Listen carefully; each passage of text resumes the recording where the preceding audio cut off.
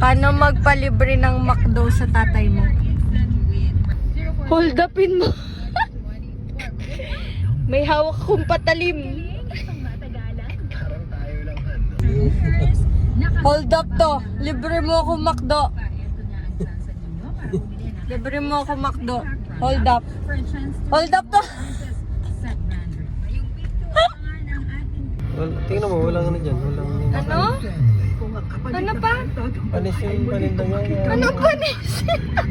Let's go, McDo. Sabi... Drive to, let's go.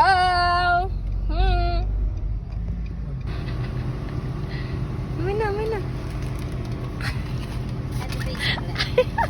Order is complete po. Thank you po. Ingat po. Big tip. So, anong feeling ng na-hold up pa? Na pa? Pa?